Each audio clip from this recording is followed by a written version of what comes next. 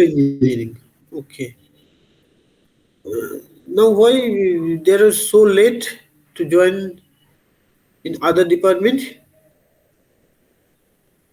Generally, stream change happened at the beginning of the semester.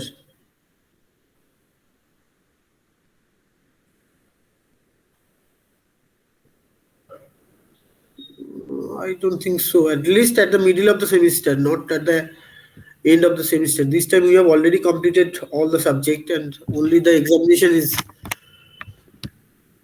that will be taken on the 15th February. That will be starting from the 15th February. Anyway, so you are attending class from the early morning today from 9 o'clock. Now, regarding this particular subject, electromagnetic fields and waves, probably DG sir has taken the class. Now, regarding my part, basically the electromagnetic fields and waves, not the antenna part. I don't. Have you collected the notes or presentation, PPT presentation, my class presentations? You already collected it. Good, good. That's good. Next, have you gone through the presentations? Have you faced any problem?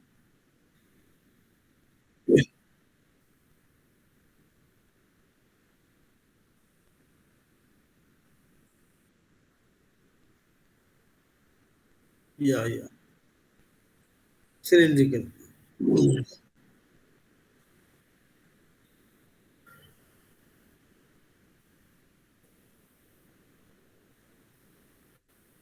Devastuti, have you faced any problem or have you gone through the presentation? So I've roughly gone through. I haven't seen it. So, do you think you will be able to cope up with the all the syllabus that have already taught? So I'll try. You have to, as you have already joined in this department, so you have to, so that you can get good marks like other semesters. As you have transferred from other department, that means you, I think you are the topper of the corresponding stream. Am I correct? Okay. Anyway, total 10 PPTs I have shared, or I have taken the total 10 classes on 10 PPTs. I'll go through one by one, and I have also think some part that can be, which are basically the most important or essential to understand the syllabus, or what are the topics you have to learn in this particular subject. So I'm going to share my presentation. Okay.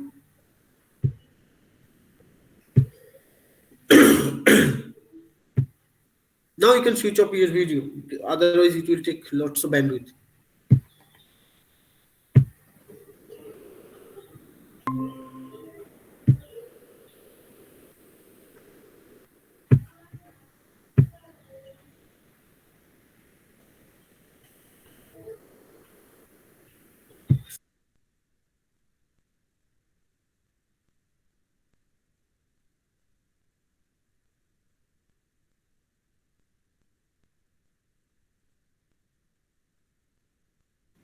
Okay, okay.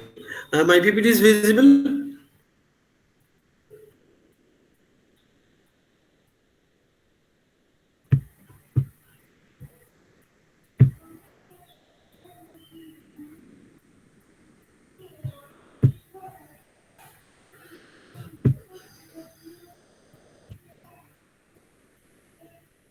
So I also planned to start with this coordinate system because this is essential to apply the electromagnetic fields. Now, regarding the coordinate system, you have to basically discuss these three coordinate systems: Cartesian, cylindrical, and spherical coordinate system. Cartesian means that is familiar to us, that is basically represented by x, y, z. And cylindrical means rho phi z. Rho is the radius of the cylinder. Phi is some angle I will discuss in detail. And next one is the spherical coordinates, that is defined by r theta phi.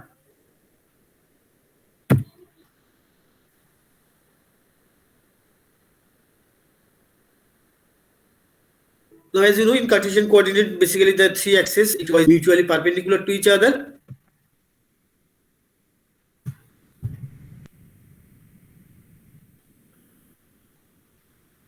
This particular plane. So there are three planes, xy planes. So on the xy plane, what will be the value of z? Z will be 0. So it's also known as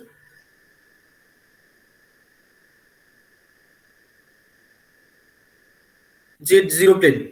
And on the plane is equal to 0. So it is also known as xo or x0 plane.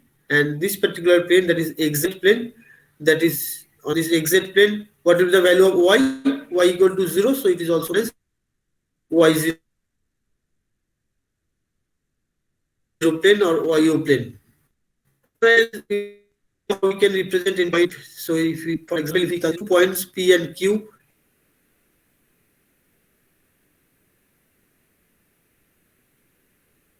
P equal to 1, 2, 3. So arrow x move 1, arrow y move on the cross section point, coordinate representation of the point. Similarly, for Q equal to 2, -2, 1, you have to move along x by 2, along x by 2, along x axis you have to move 2, along y axis you have to move -2, so and along that direction, negative y direction, and along z you have to move 1, so they have to be corresponding cross section point, and it will represent the point Q.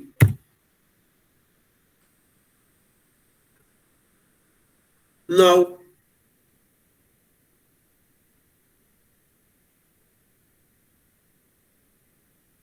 this on the unit vector means that is perpendicular to a particular plane. Perpendicular, the vector, small vector that is perpendicular to a particular plane. So if you consider this particular figure, you see this AX is the unit vector which is perpendicular to the plane where x is constant or x equal to 0. So x equal to 0 means which particular plane? As you know, that is the YZ plane.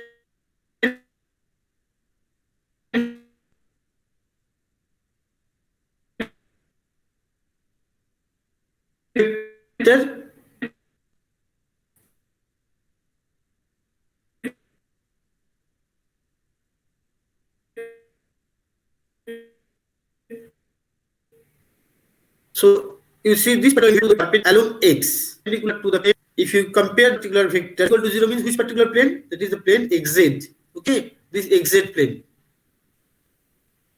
Now on this xz plane, y equal to 0. So if we consider a unit vector is perpendicular, so that will be the unit vector a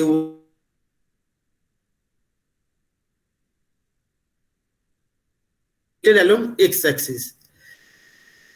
Similarly, in that case, that AZ is the unit vector, so obviously this unit vector will be perpendicular to the plane where z equal to 0 or z is constant. Rather than you can say z is constant.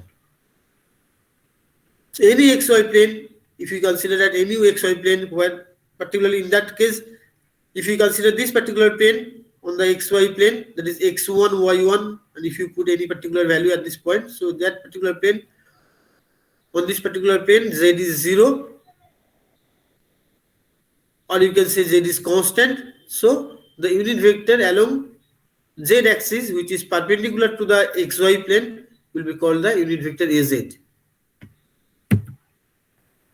Now, if we consider the small increment or small shift along the all three axes, that is x, y, and z, so it becomes x plus dx, y plus dy, and z plus dz. Another point is on the another corner of this cube.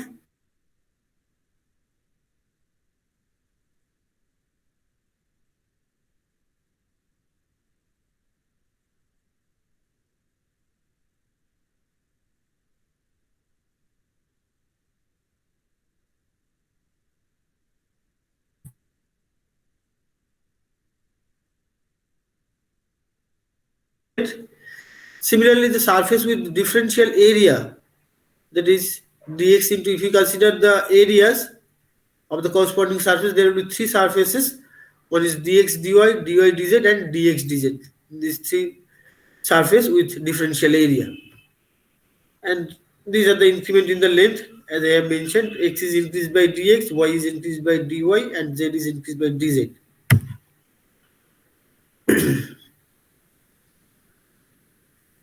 To the corresponding differential area d of sx, so it is along the, if you represent in terms of vector, then you have to include the unit vector.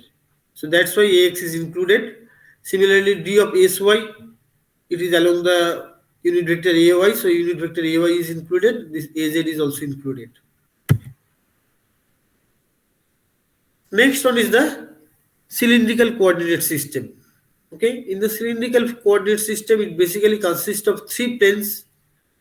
One plane where z is constant, another plane that represents the radius of the cylindrical cylinder is constant. The radius of the cylinder is represented by rho. Radius of the cylinder is represented by rho. And there will be another plane where the angle phi is constant. We'll discuss in detail about these three planes where z is constant, in another plane rho is constant, in another plane phi is constant, and the corresponding unit vector, as I have mentioned, unit vector means the vector that is perpendicular to the corresponding plane.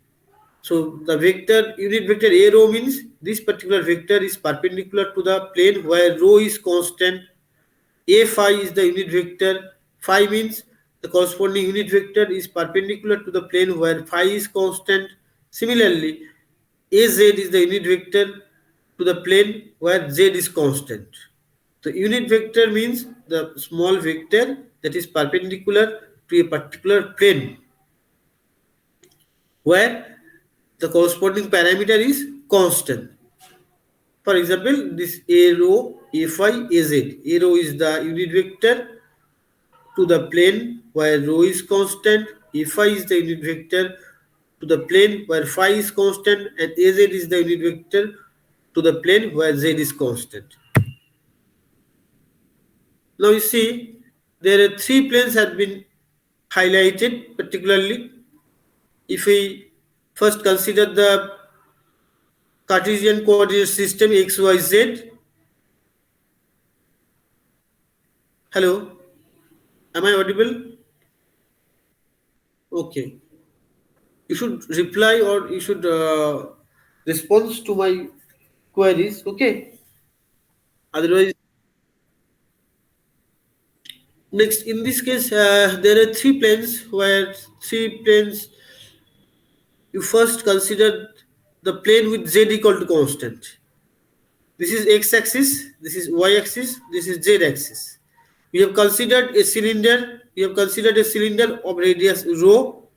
So on the top of the cylinder, if we consider a plane, so on this particular plane, what will be the value of z?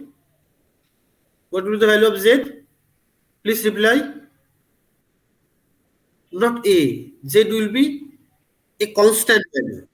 A constant value. So this top surface and the bottom surface of the cylinder are representing where representing two planes where z equal to constant. Clear? Next, another plane. Another plane is, that is the along the curvature of the cylinder. Along the curvature of the cylinder, in this particular one. Okay? Along the curvature of the cylinder. So along the curvature of the cylinder, what is the value of rho? Rho is constant because we are considering the outer surface of the cylinder. Outer surface of the cylinder means it is representing the radius of the cylinder, so it will be constant. So this particular plane, on this particular plane, rho is constant. Now we are considering another plane which making some angle phi, which is making some angle phi with respect to the z-axis. Sorry, with respect to the x-axis.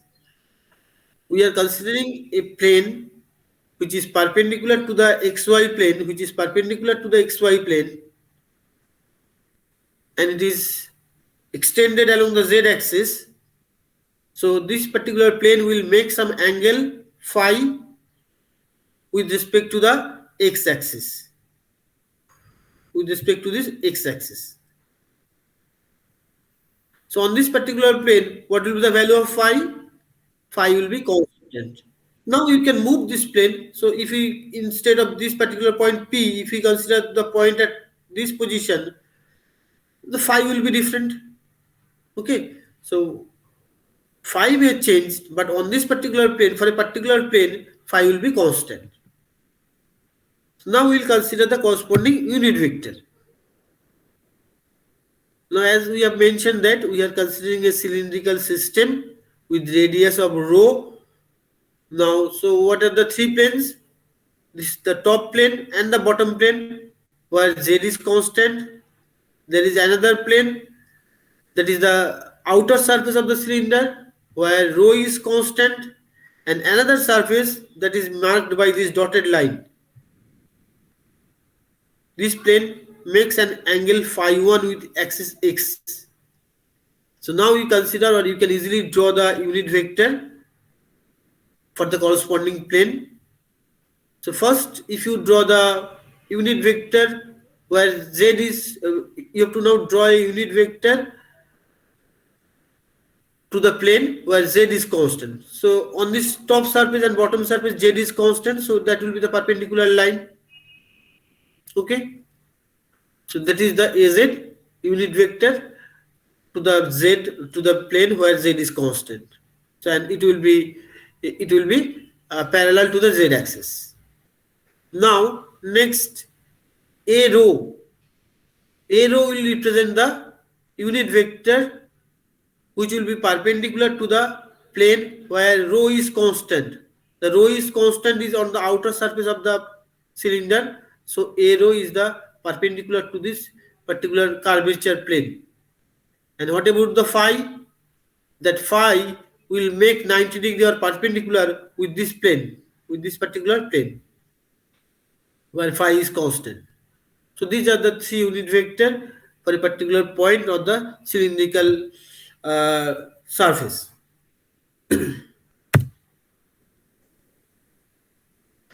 Now if you make the dot product between the same unit vector, that will be always 1, because dot product means a rho into cos theta. The same unit vector, theta is 0, so cos 0 is 1. So dot product between the same unit vector will be always 1. And dot product between any other two with any other unit vector, that is like a rho to a phi, then a rho to az, they will be always 0, because from this particular figure it is now, I think it is clear to you that this a rho, a phi and az, these three unit vectors are mutually orthogonal or perpendicular to each other. Am I correct? These three unit vectors a rho, a phi and az are perpendicular with each other. So if we find out the dot product between them, the angle between the corresponding unit vectors are 90 degrees, so it will be 0. Now if you want to find out the cross product, I think you have idea about the dot product and cross product. Okay, from the basic vector calculus. Now a phi into a rho, that will be always az. Similarly, a phi into az, that will be the third one, a rho. Similarly, the az cross a rho, that will be a phi.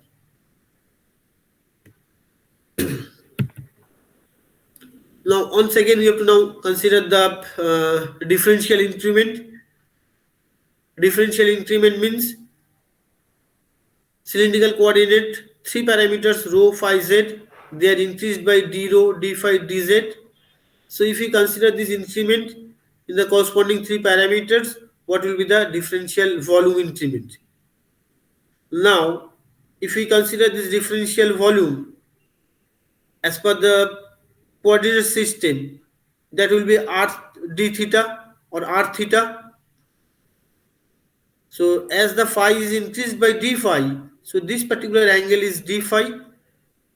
So from the basic geometry, we know that that will be r into theta. If the theta is very small, so it becomes rho into d phi.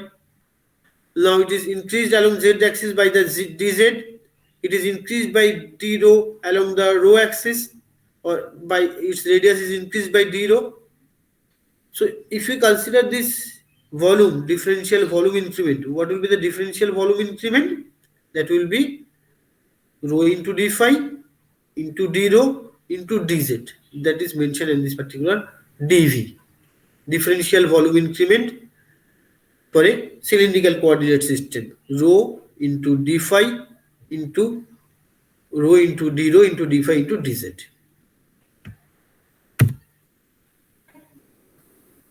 So similarly, we can find out from, you can consider all the surfaces separately, all the surfaces of this incremental volume separately. You can write down the corresponding increment in the differential surface area. Okay, so in that case, the radius increased by d rho, height is increased by dz, but what about the curvature increment? This is not d only d phi, but it is rho into d phi. That's why the incremental volume is rho into d rho into d phi into dz,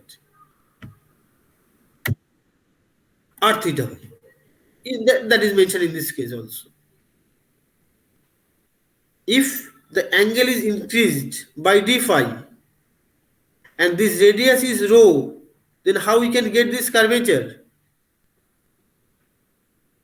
Rho into d phi, or simply r into theta, from our basic knowledge of the geometry. Okay, so this increment in the curvature area, that will be S equal to rho into d phi.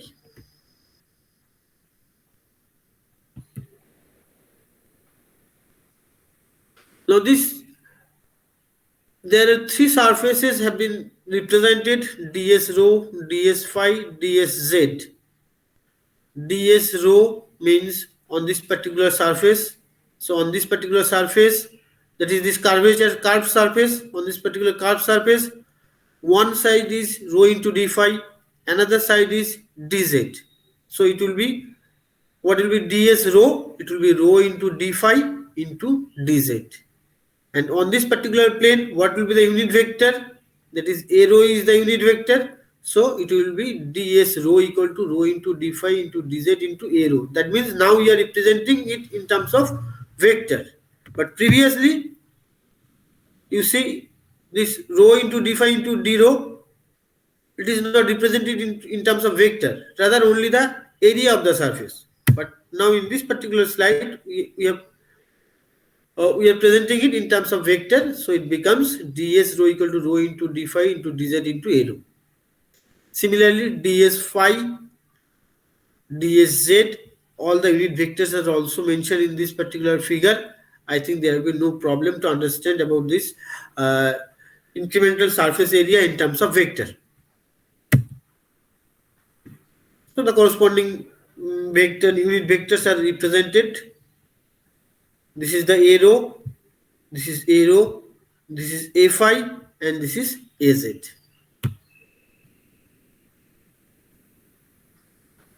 And the corresponding surface, which particular surface is considered, that is also mentioned. That is also mentioned means what will be that this one S, D, A, and this particular point. It is represented on this particular figure. This one side is this top surface S, S, D, A, and this particular point. What about the side of this particular surface? Is one side is d rho, and what about the another surface? Another surface is rho into d phi. So you see it is rho into d phi into d rho, and this is the unit vector.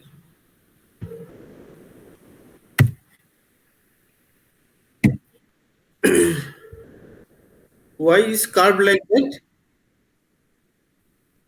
No, it looks curvature because of this particular outer surface of the cylinder. It's just replica of this particular figure. If, or you can say it is the zoomed version of this particular figure. If you just zoom this upper surface, it will look like that.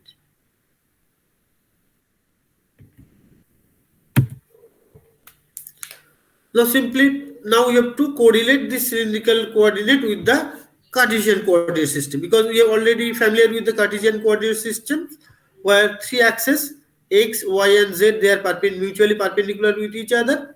So now to correlate with this correlate this cylindrical coordinate system with the Cartesian coordinate systems, you can easily correlate them from this particular figure.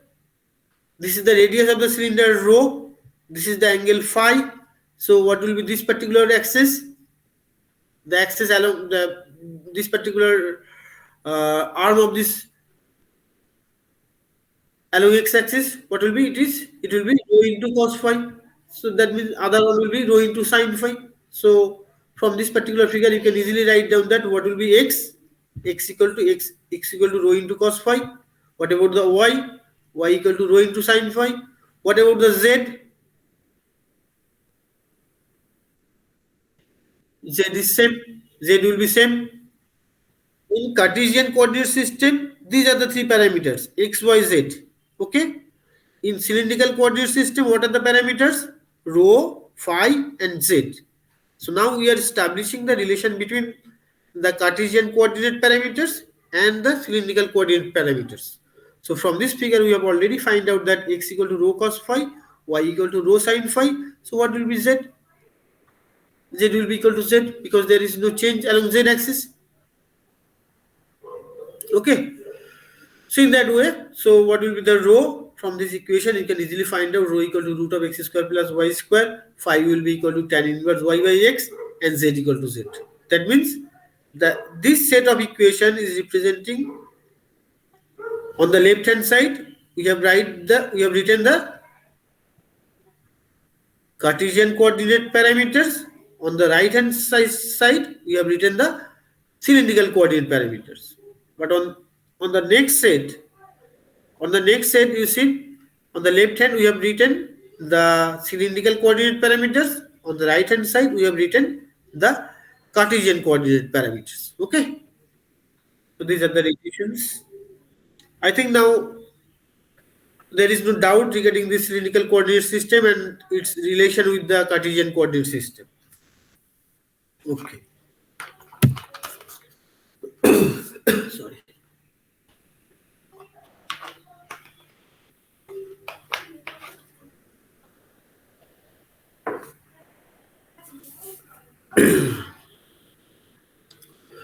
So this is the transformation between the Cartesian and cylindrical coordinate system.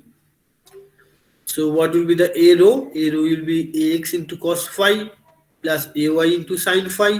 What will be a phi? A phi will be just minus of ax sin phi plus ay of cos phi.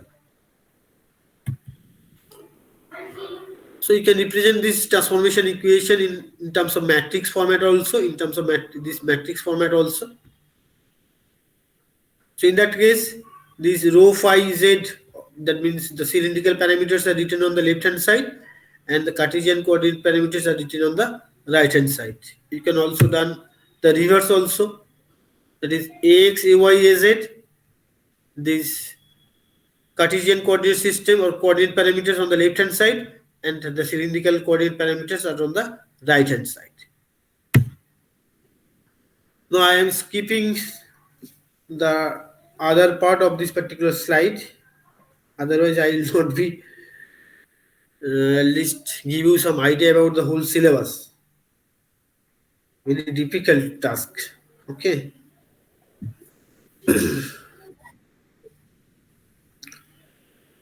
You should go through the examples.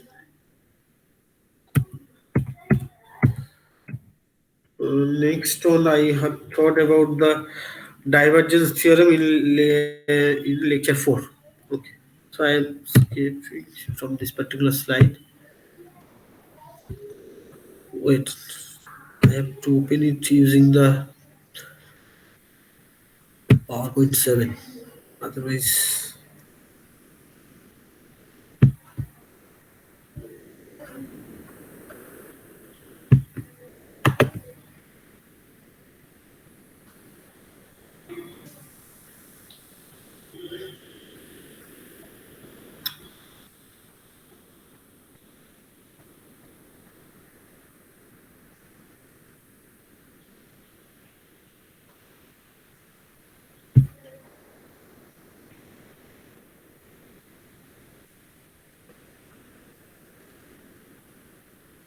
No, one second it opens with the 2007.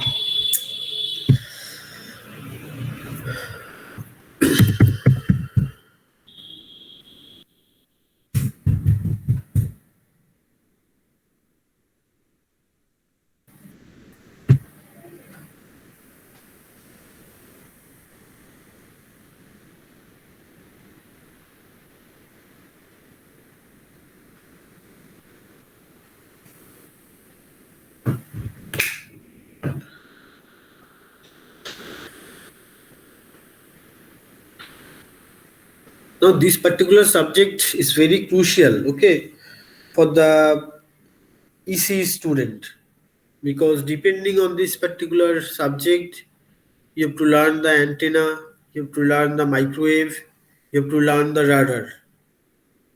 So, all these three subjects will depend on this particular subject. So, it is very important to understand this particular subject. Otherwise, you will face problem to understand the microwave, antenna propagations, and the radar.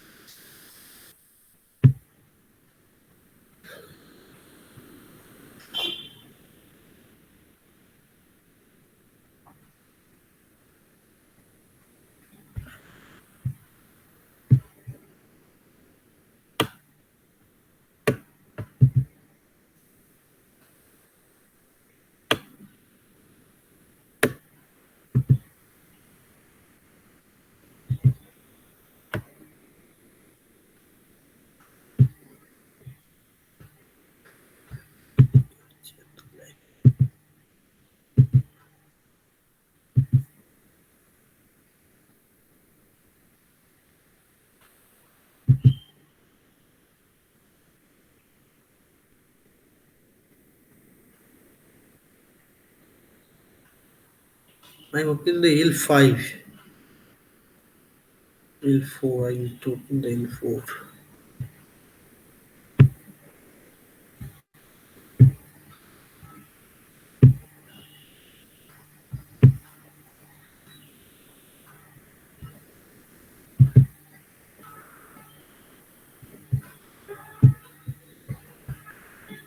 Slide number 13.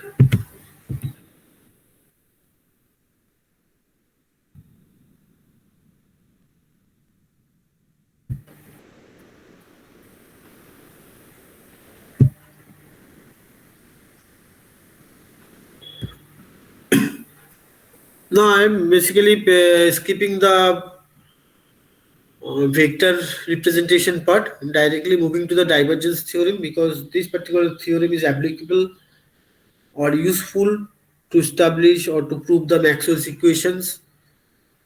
So this is the statement of the divergence theorem. It basically states that what will be the total outward flux for a particular vector field E in a closed surface. So if we consider a closed surface, what will be the total outward flux that is represented, or that can be understood by the divergence theorem. At the same time, it basically uh, gives us the idea how we can convert the surface integral into volume integral.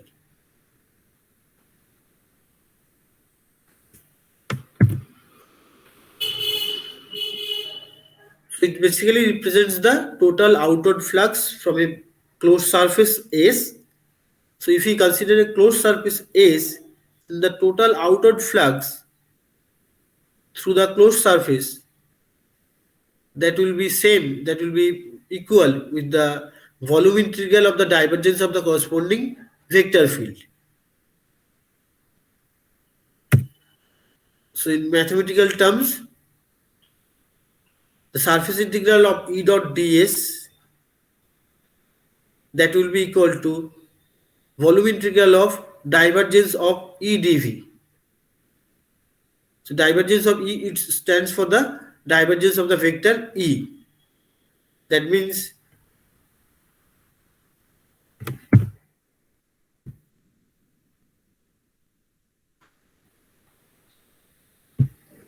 if we consider a closed surface,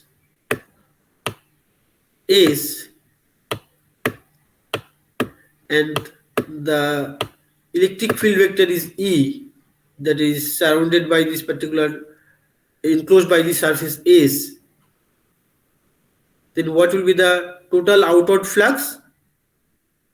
Point is clear. The electric field vector E is enclosed by a surface area of S.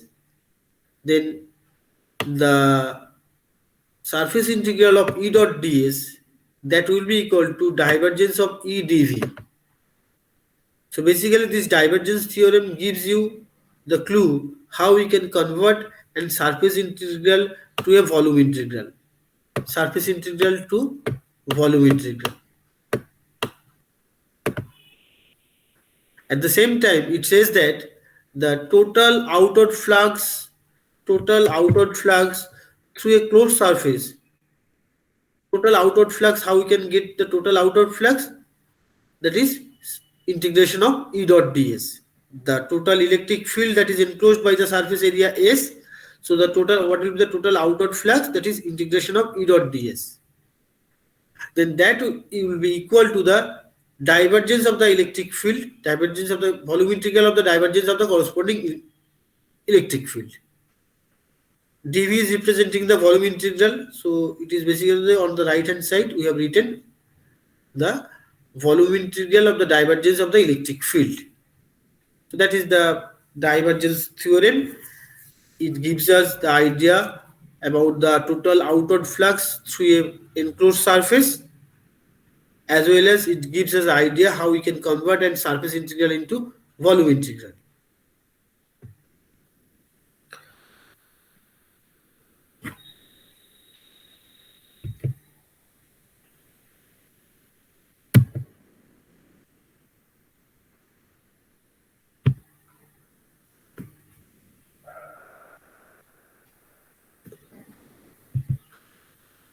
Now in that particular example, if you consider, so this is a particular surface, a particular amount of charge q is enclosed by the surface. So total flux of the electric field due to that particular charge q that is enclosed by the surface, that will be equal to E dot ds. That is the concept of total flux. If q amount of charge is enclosed by a particular surface area of S, then the total outward flux or total flux will be integration of, or surface integration of E dot ds. Now what about the divergence of E? Divergence of E means, I think you are familiar about this divergence parameter. Yes or no? Okay. So partial differential del dx of Ex, del y of Ey, del z of Ez. That is the divergence of E. So these two parameters, so this is the total flux, and if we consider the volume integral of this divergence of E, they will be equal as per the divergence theorem. Now there are some examples.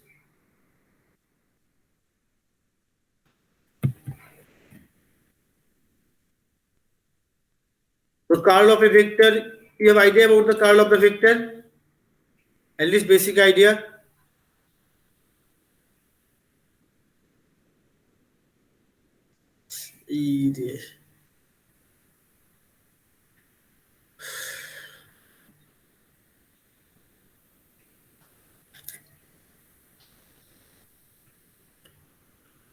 Then you should go through this particular slide very carefully. Okay, I'm just going fast, otherwise I will not be able to cover everything.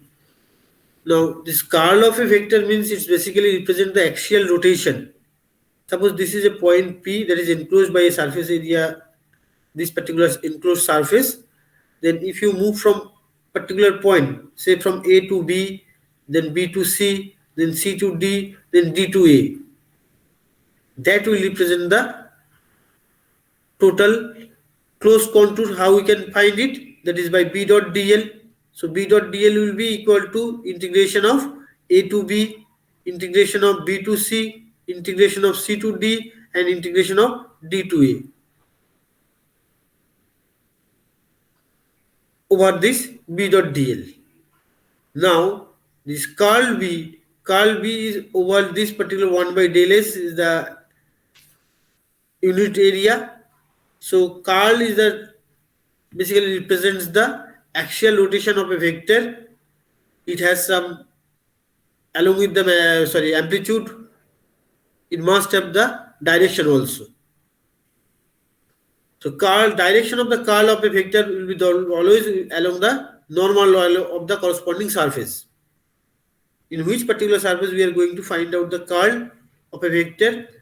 The direction of the curl of a vector will be the normal to the corresponding direction.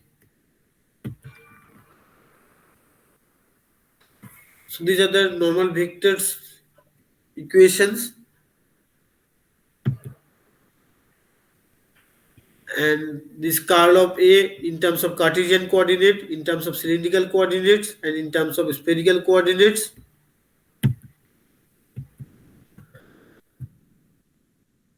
Next important one is the Stokes theorem.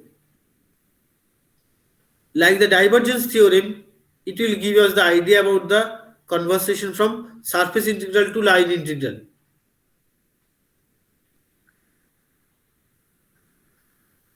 You see this curl of B dot ds, that means a particular field enclosed by a surface S, and if we consider the curl of the corresponding field B into the corresponding surface S, then this surface integral will be equal to the line integral or line integral over the closed contour C, that is B dot dl. So these two equations are very helpful or useful in every step of the electromagnetic theory.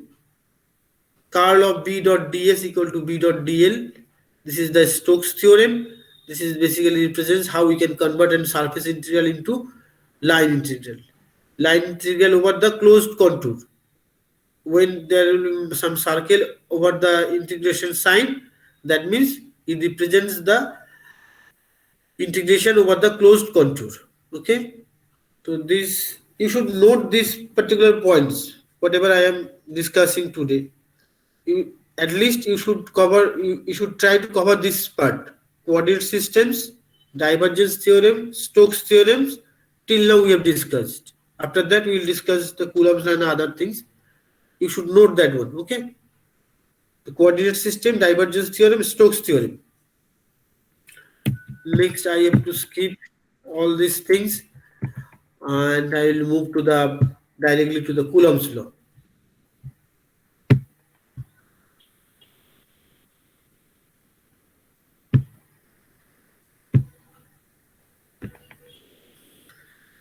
Now, this Coulomb's law basically describes the force between two charges, whether they are like charge or unlike charge. So, according to Coulomb's law, the force of attraction or repulsion between two charged bodies, they are directly proportional to the product of their charges, Q1 and Q2. So, force is directly proportional to the product of two charges, and this force will be indirectly or inversely proportional to the square of the distance between the charges. So F is the force between two charges Q1 Q2. As per the Coulomb's law, it will be directly proportional to the product of Q1 and Q2, and it will be inversely proportional to the square of the distance between the two charges. So F equal to K is the proportionality constant. Actually, this K equal to 1 by 4 pi epsilon naught K into Q1 into Q2 by R square. Now, this proportionality constant K, as I have mentioned, is equal to 4 pi epsilon naught, where this epsilon naught is known as the permittivity of the free space.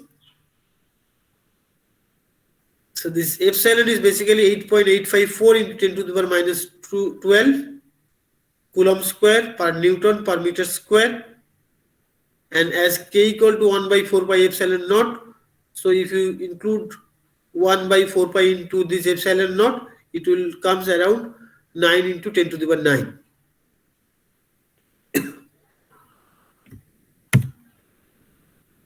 So if we consider the force between the like charges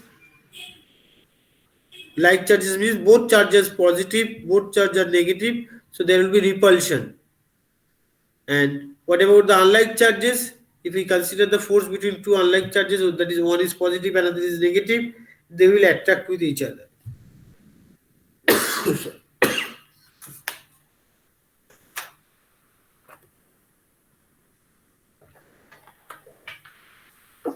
That means according to this Coulomb's law, the like charges repel each other and unlike charges attract each other.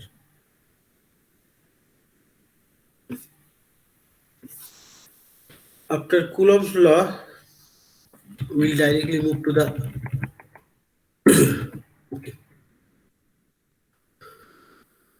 now in this case you see we are considering 2 point charges Q1 and Q2. That is, we are going to represent the Coulomb's law in terms of vector form. Q1 and Q2. They are separated by a distance of r1, 2. So now if we consider the origin of this coordinate system, and with respect to this origin, the vector of this associated with the Q1 is r1 and the vector associated with the Q2 is r2. Then what will be this force between these two charges? As the two charges are positive as per my representation, so they will repel each other. One minute. This is a problem.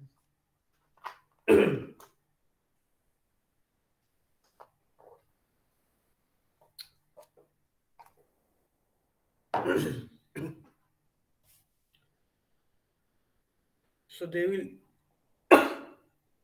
will repel each other.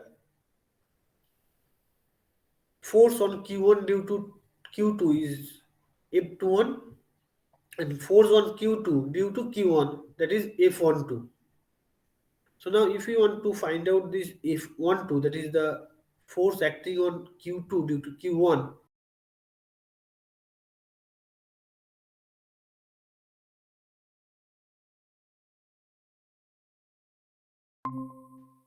R is the any problem? Okay.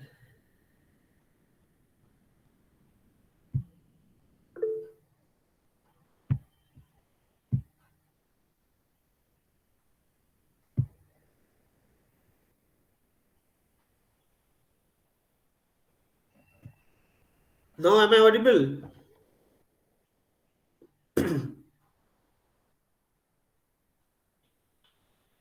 Hello?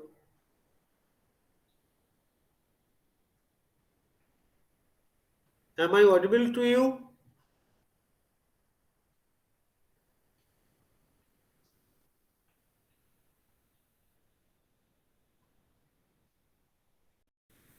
Arjun একটা কাজ করো, তুমি দরকার হলে আরেকবার leave করে যাও, leave করে আবার এন্টার করো, তোমার সিস্টেমে কোনো প্রবলেম হচ্ছে। ওকে ওকে।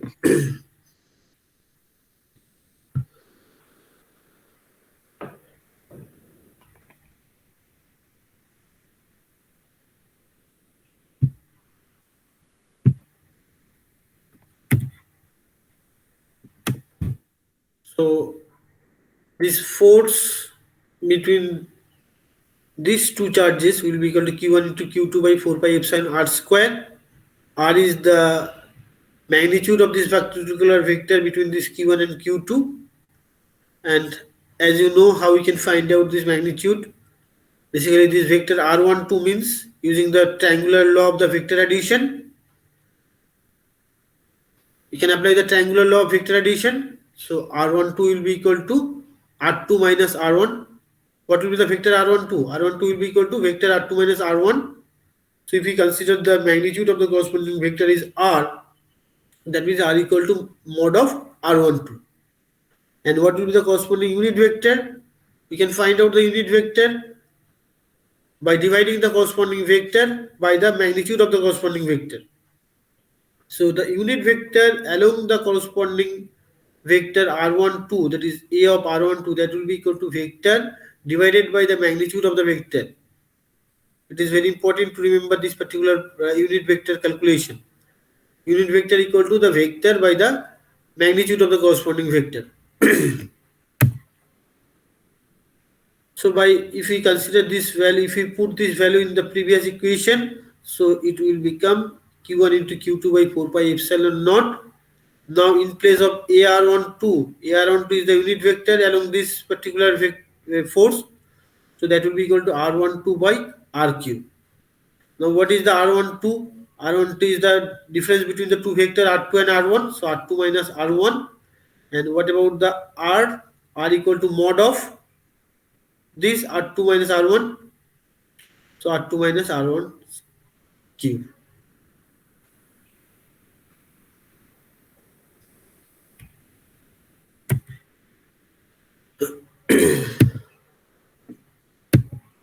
Next one, Coulomb's law is what? Next, we have to describe the electric field due to the point charge. That is on the 15th.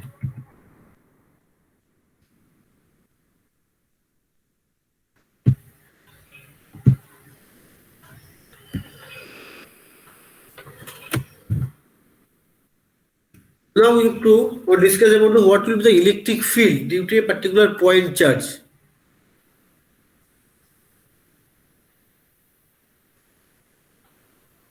If we consider there are two point charges Q1 and Q2, they are separated by a distance of r. So as they are likely charges, so there will be repulsion. And what will be the repulsion? Repulsion force will be F. And if the corresponding charges unlikely charges, that's why it is Q1 into Q2 is less than 0. But in previous case, Q1 into Q2 is greater than 0. So Q1 into Q2 greater than 0 means they are likely charges. So there will be repulsion. Now Q1 into Q2 is less than 0 means there will be attraction between the charges Q1 and Q2. So as per the Coulomb's law, what will be the force? Force will be equal to 1 by 4 pi epsilon naught Q1 into Q2 by r square. That is from the basic Coulomb's law, we can find out easily the force. Now what will be the electric field due to the point charges? So electric field is equal to F by Q, that is the relation between the electric field and force and charges. E equal to F by Q. Electric field due to the charge will be equal to the force divided by the charge. So force F, now in place of Q, if we put 1 coulomb, that is we are considering the unit charge, 1 coulomb unit charge, then electric field becomes the force. So what will be the equation of electric field? Electric field will be equal to 1 by Q. Just put this equation, 1 by Q, 1 by 4 by epsilon naught. If we consider two charges in place of Q1 and Q2, two charges are Q into Q. So Q into Q by r square. So it is equal to 1 by 4 pi epsilon naught Q by r square. So if we consider now a particular charge capital Q, then the electric field due to that charge will be equal to 1 by 4 pi epsilon naught Q by r square. Whereas the force is 1 by 4 pi epsilon naught product of the two charges divided by r square. What will be electric field? Only one charge Q divided by r square. That means, say,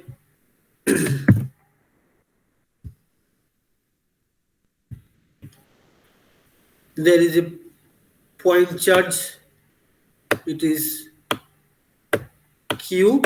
Now at an arbitrary point P, which is separated by the distance of r,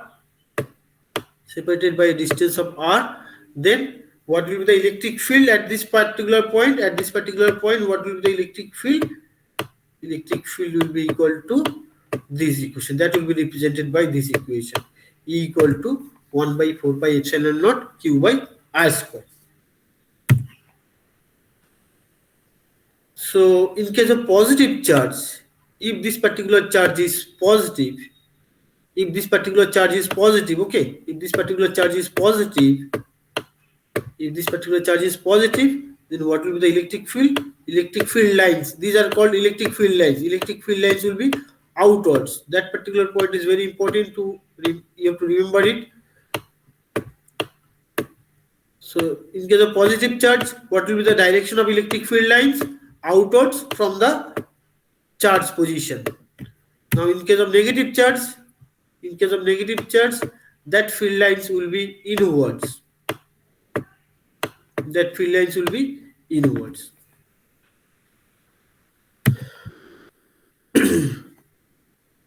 So in that case, that is the say this particular positive charge is located at the origin, as the charge is positive. So what will be the electric field lines? Electric field lines will be outwards, in the outward direction. Now at a distance of p, at a distance of r, we are considering at an arbitrary point p. So what will be the direction of electric field? Particularly to identify the direction of electric field, you have to remember this particular point. Am I clear? As the charge is positive, so what is the direction of electric field lines? Outward directions. Outward directions. Now you consider the arbitrary point where you have to find out the electric field. We are considering an arbitrary point P at a distance of r from the corresponding charge. Then what will be the direction of electric field? In that direction. Clear? And as per our previous discussion, what will be the electric field vector? Electric field vector means E equal to, we have already find out that E equal to 1 by 4 pi epsilon naught Q by R square. When you have to represent it in terms of vector, then you have to include the unit vector R. As we have already mentioned that how we can calculate the unit vector equal to the corresponding vector R divided by the mod of that vector. That is R by R. So now in place of this R, if you put this vector, so it becomes Q by R cube. Okay.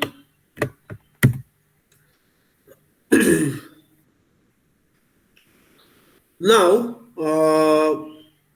if you place a positive charge, in electric field, uniformly distributed electric field, then what will be the force? That force will be positive or negative? That force will be positive because it is a positive charge. So outward electric fields are in the outward directions.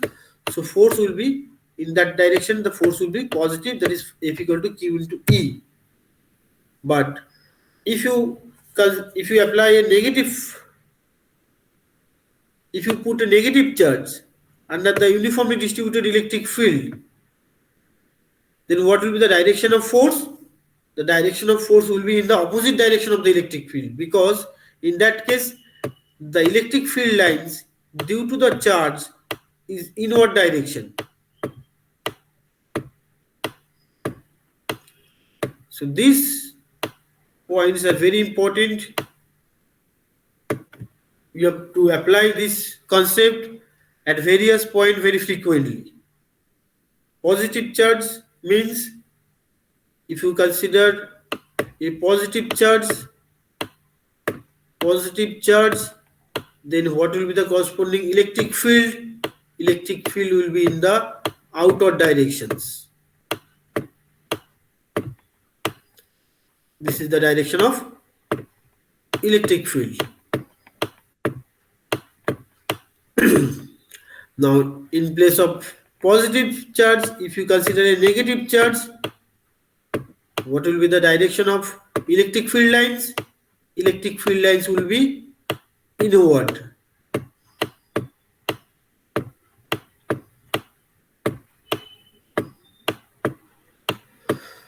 Now we come to the next point. where we are placing the positive charge, this positive Q charge, under uniformly distributed electric field, where electric field is along these directions.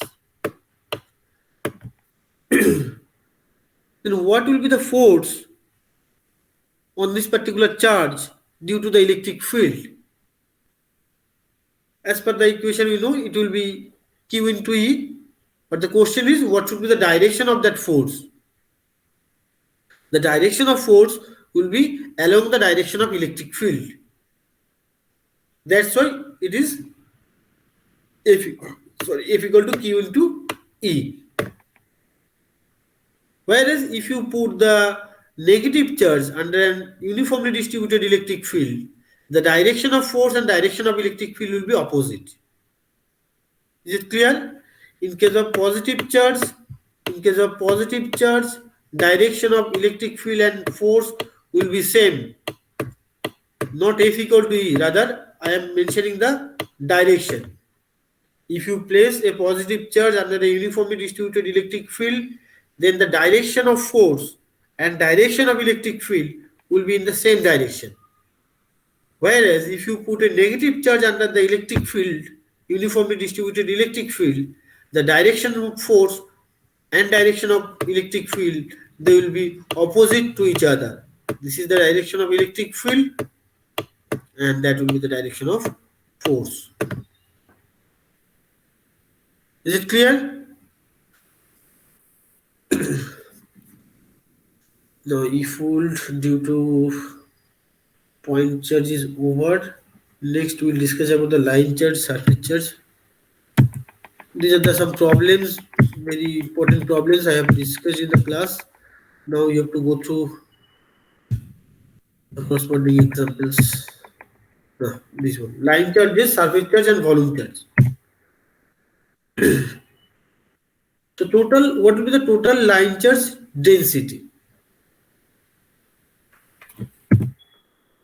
If we consider a line, but in this single wire, then what will be the total charge distribution? And over this wire, the total charge is Q. Then what will be the line charge density? Line charge density is represented by rho of L. Rho of L equal to total charge by the length of the line. By the length of the total charge divided by the length of the line. So, if we consider small incremental length dl, and over this small incremental length the total charge is dq, then what will be the rho l as per the equation? Rho l equal to dq, the total charge on this particular differential length divided by dl. So simply if you simplify it, dq becomes dq equal to rho l into dl. Once you get this particular equation, if you integrate it, integration of dq will give you the total charge. So total charge becomes total charge q equal to integration of rho l into dl. That is the concept of line charge density. Line charge density equal to total charge divided by the length of the line. So over a particular line, we are considering total charge is q. Then we are considering a small elementary length dl. Over this elementary length dl, dq amount of charge is stored. So what will be the line charge density? Rho l equal to this dq divided by dl. Now dq equal to rho l into dl. So if you integrate it, you will get the total charge. So total charge becomes q equal to rho l into dl. So you have to remember these last equations mainly. This q equal to rho l into dl. So following the same concept, you can apply the or find out the surface charge density. You can find out the surface charge density. We are considering a surface where total charge is stored is q. So rho s, that is the rho s is the surface charge density. Rho s will be equal to total charge divided by the area of the surface. So it will be again q equal to rho s into ds. Q equal to rho s into ds. So you have to first consider elementary surface area. where dq amount of charge is stored over the elementary area of ds. So then dq equal to rho s into ds. So finally, if you integrate it, you will get the total charge. So q equal to integration of rho s into ds. So rho s is the surface charge density. Rho l is the line charge density. Next one is the volume charge density. So once again, we are considering that the total charge q amount of charge is stored in this particular volume v. So volume charge density v rho v equal to total charge by the total volume of the object. So finally, once again, you have to consider an elementary volume where dq amount of charge is stored in the elementary volume of dv. So what will be the dq? dq equal to rho v into dv. If you integrate it, q equal to rho v into dv. So q equal to rho l into dl is the line charge density. Q equal to rho s into ds, you can find out the surface charge density, and q equal to rho v dv, you can find out the volume charge density. So these are the three equations to find out the line charge, surface charge, and volume charge densities.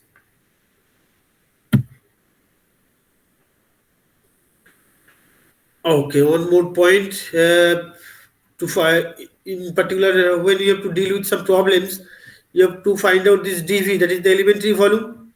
What about this elementary volume? If you consider the Cartesian coordinate, then it will be dx, dy, dz.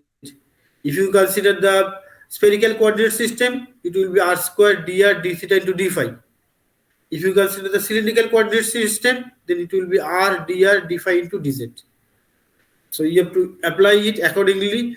If the problem statement depends or says that it is a cylindrical coordinate system or cylindrical system, accordingly you have to apply the or choose the volume element. That's all from this PPT.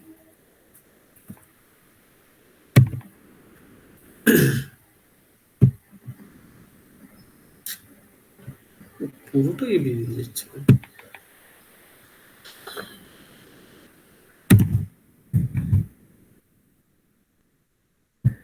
Power point 2007 দিয়ে খুললে কি হয়, laser পয়েন্টারটা use করা যায় না।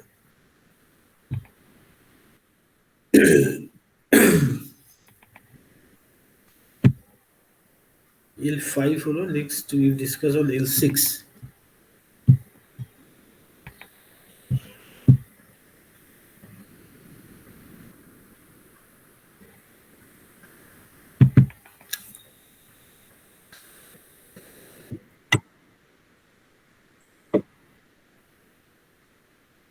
হ্যাঁ, numerical plus theoretical.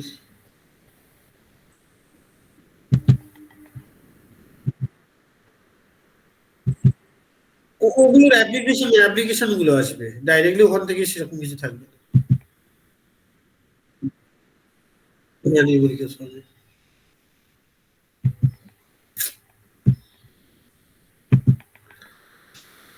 L6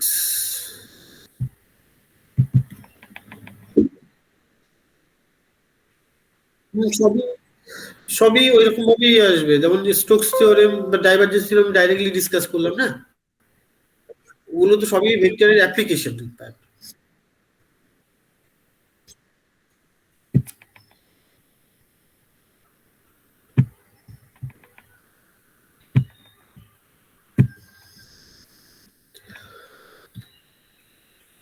Now, how we can find out the electric field at a point due to the line charge. Previously, we have find out the electric field E equal to 1 by 4 pi epsilon naught Q by RQ. That was electric field due to a point charge. Now, suppose the this is the line charge, or this is a single line where we are considering charges stored. Now, due to this charges through this line, what will be the electric field at particular point, at some point? Okay, that we have to find out. So if we consider this is the coordinate along the coordinate z axis of the coordinate system, this x, y, and z. So it is the Cartesian coordinate system. Now, the corresponding line charge is along the z-axis, and the corresponding charge distribution is dq equal to rho l into dz. As we have mentioned that this is the line charge, case of line charge, so it is rho l into dz. Rho l is the surface charge density, line charge density, and it is along the z-axis, so it is rho l into dz. What about this coordinate point?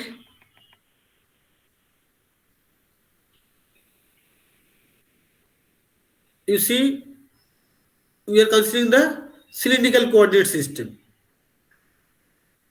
In the cylindrical coordinate system, we have considered rho equal to 0 at this point along z-axis. On the z-axis, what will be the value of rho? 0. Phi, it has some value of phi, and it has some value of z. So it's, on this particular point, the coordinate point is 0, phi, z. Next, the arbitrary point where you have to find out the electric field. So you have to consider a cylindrical coordinate system at this particular, along this particular point. So on this particular point, we are considering that the radius, that is the distance from the origin, is r. That means it is r.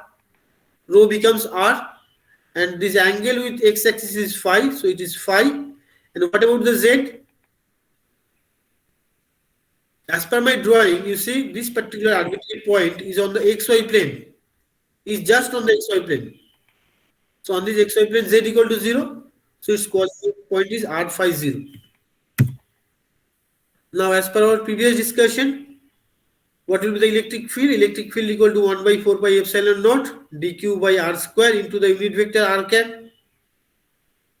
Now, when you are replacing this unit vector r cap by the vector, so r cap becomes r by r, so it becomes r vector r by r cube. So that will be the electric field vector, electric field. Now, basically, to find out the electric field due to line charge, you have to find out this r.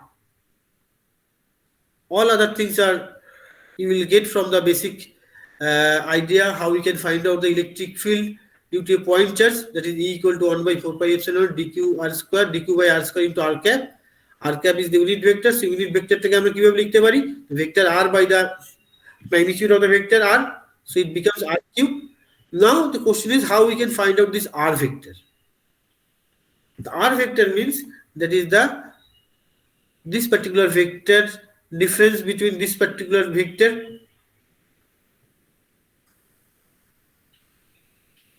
this r phi 0, the coordinate point of this particular vector, rather it is better r2 minus r1, correct, r2 minus r1, the difference between these two coordinate point, and it depends on this particular arrow. এইটা থেকে এটা minus হবে না এটা থেকে এটা minus হবে।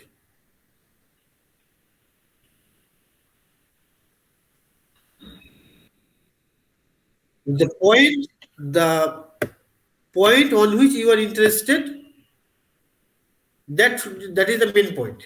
You have to consider this point, or you have to find out the electric field at this particular point.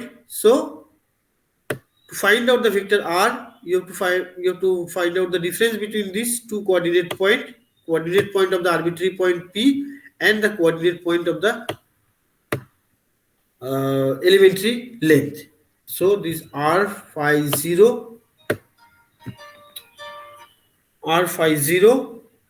minus 0 phi z. Now simply r minus 0 it becomes r, phi minus phi it becomes 0, 0 minus z it becomes z. So what will be the magnitude?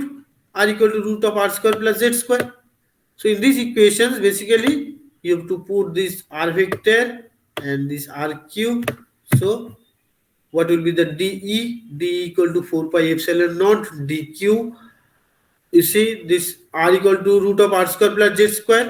So r square plus z square to the power 3 by 2, and in place of the vector it becomes r0 minus z.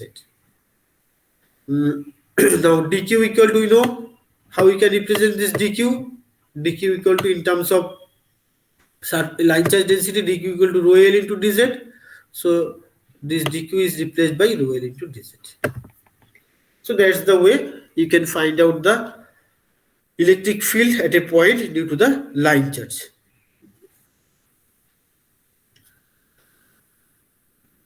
L6, 12 yellow. Next, we are gradually moving into the Maxwell's equations.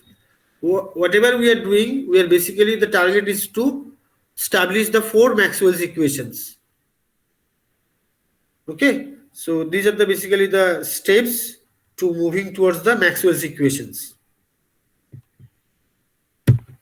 Without this basic knowledge, we can't directly move to the derivation of Maxwell's equations and the discussion on the Maxwell's equations. There are some beautiful examples I have included in the PPTs. You should go through the corresponding examples. Okay.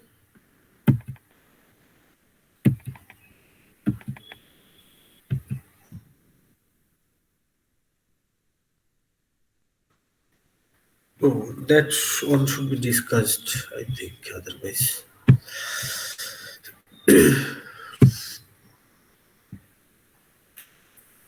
So we have already familiar with the electric field, that is here represented by E.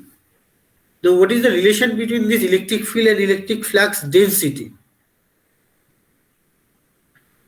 Now, if we consider two spheres, one is inner sphere, another is outer sphere, they are separated by dielectric materials.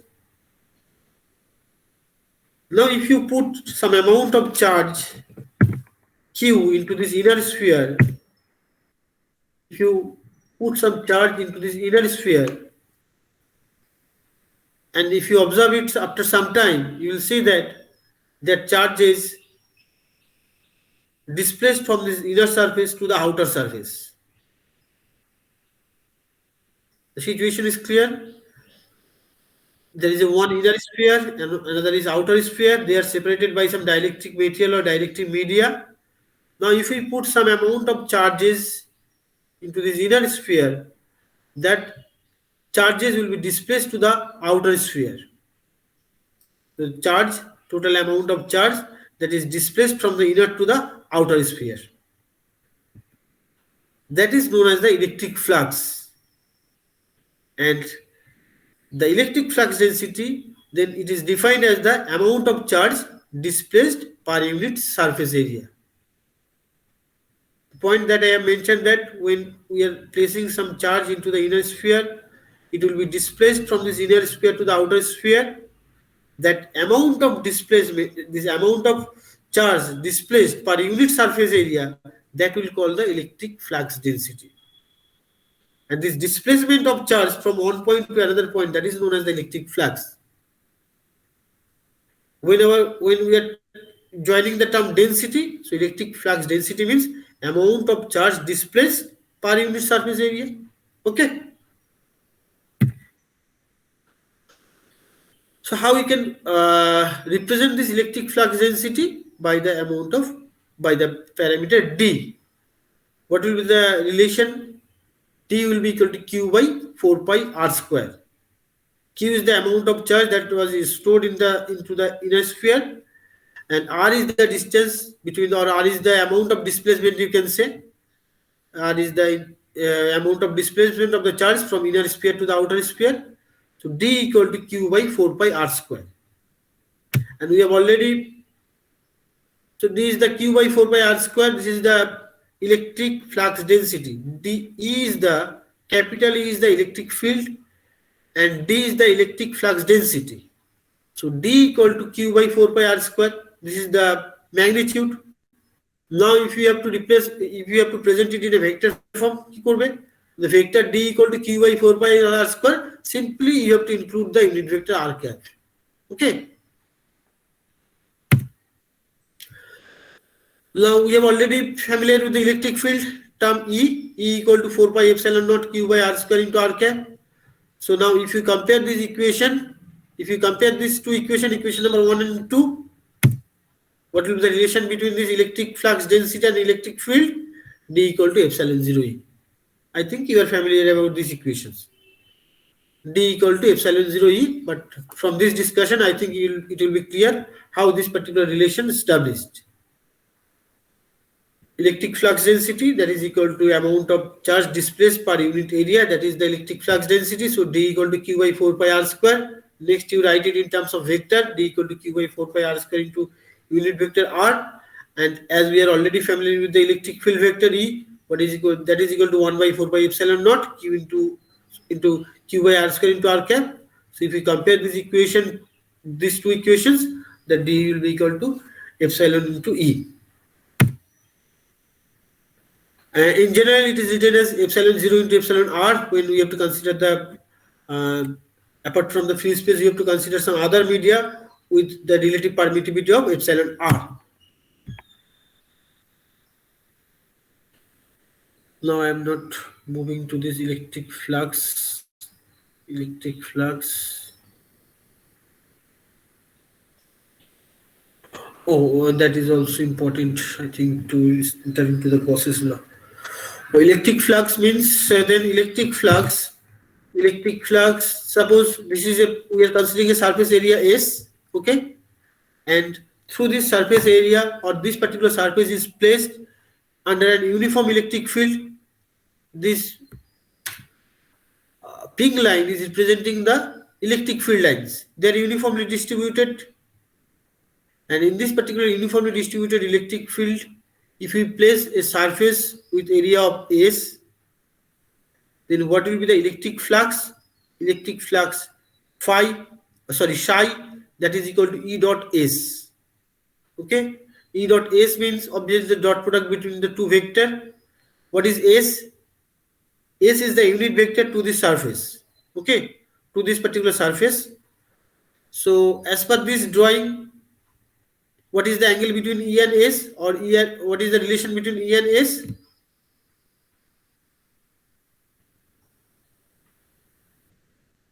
0 degree. Theta equal to 0 degree. So theta equal to 0 degree means it becomes cos 0. So it is equal to E into S.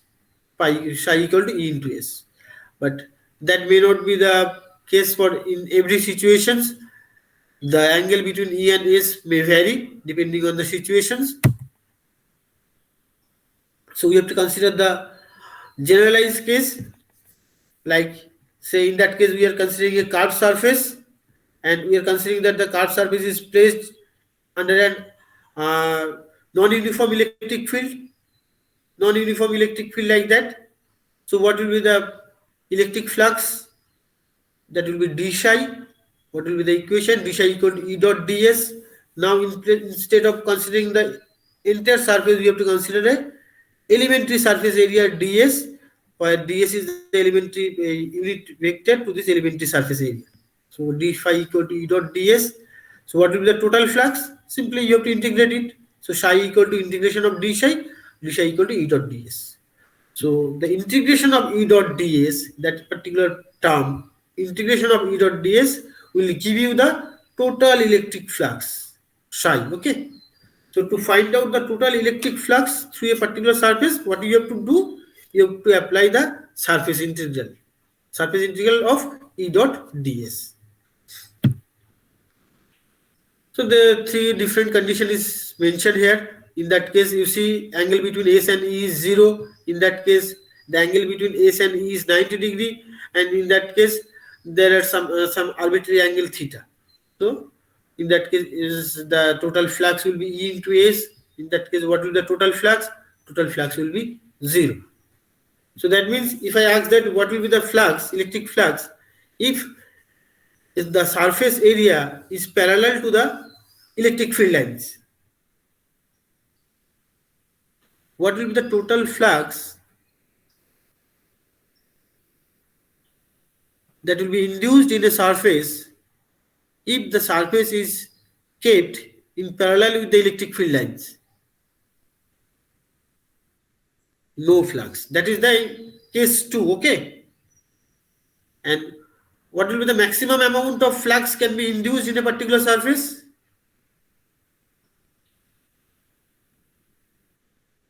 For theta 0, that is E into S. Okay.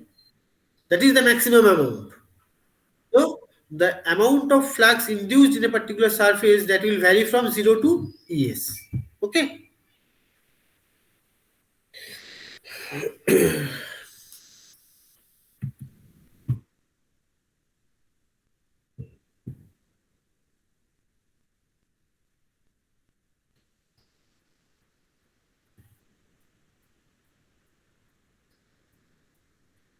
Electric flux, negative is direction. Negative will be included only in the sense of direction, nothing else. Okay. We are only concerning about the magnitude. So with this idea on the electric flux, now we are entering into the Gauss's law, which is the base of the first Maxwell's equation. So this Gauss's law states that the total electric flux passing through any closed surface, that will be equal to the total charge enclosed by the surface. So if we consider this is a closed surface, this is the charge enclosed by this particular closed surface, then what will be the electric flux as per our previous discussion? That is equal to the contour integral of E dot ds, that is equal to Q by epsilon naught. Okay, that is equal to Q by epsilon naught. Now in some books you can also represent it in terms of electric flux density. If you write it in terms of electric flux density, then there will be not epsilon naught. Okay, that is the difference between these two equations. You see, in one equation we have written in terms of electric field, in another equation we have written it in terms of electric flux density. In first equation we have written it in terms of electric field, so we have written that is Q by epsilon naught. But in the second one we have written in terms of electric flux density, so there is no epsilon naught. So this Gauss's law basically states that total flux through any closed surface, that is equal to the enclosed charge Q by that surface divided by the epsilon naught.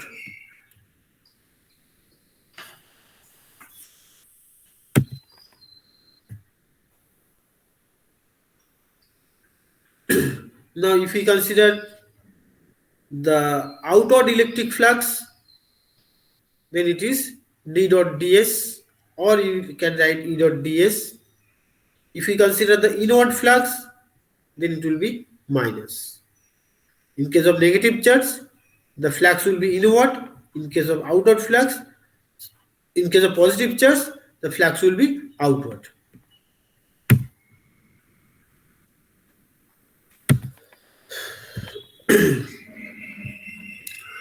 Now if we consider some another case, suppose this is a closed surface, we are considering one side, this particular side, and another half of the another side. Now this is a particular charge, that means this charge is not enclosed by this surface. This charge is not enclosed by this surface, rather we have placed this surface in front of this particular charge. So if we consider this half, this first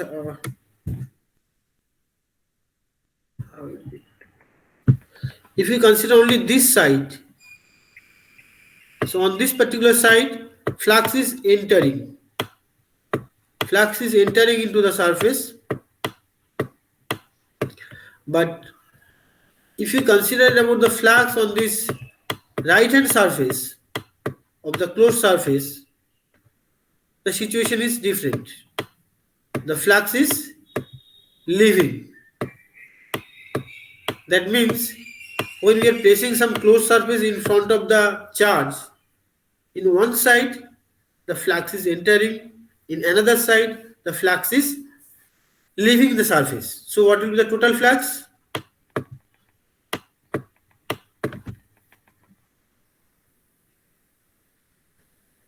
Total flux into the surface will be 0. Is it clear? In one surface flux is entering, in another surface flux is leaving the surface. So the flux that is leaving the surface, it is called the positive flux, and the flux that is entering into the surface, that is called negative flux. That point is important to remember. When flux is entering into the surface, it is called the negative flux. When the flux leaving the surface, it will be called the positive flux. And in case of a closed surface, we have to consider it. So what will be the total flux? Total flux will be 0. Now in this particular case, what will be the total flux? Three charges Q1, Q2 and Q4, they are into the surface, within the surface. And the charge Q3 is out of the corresponding surface.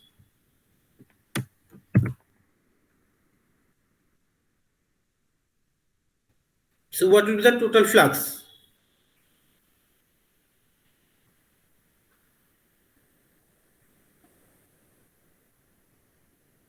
The total flux will be only, we have to consider this surface phi equal to, sorry, psi equal to E dot ds. I am considering only this equation, psi equal to E dot ds. E dot ds means the charges that are enclosed by this particular surface. The charges enclosed by this surface are Q1, Q2 and Q4, not the Q3. So Q3 will not be considered, only Q1, Q2 plus Q4 divided by the epsilon naught. Okay. Now come to the applications of Maxwell's equations. No, discuss করলে শেষ করতে পারবো না. This one is also very important. Okay, application of Gauss's law for line charts. Next, come to the Maxwell's equations from the Gauss's law.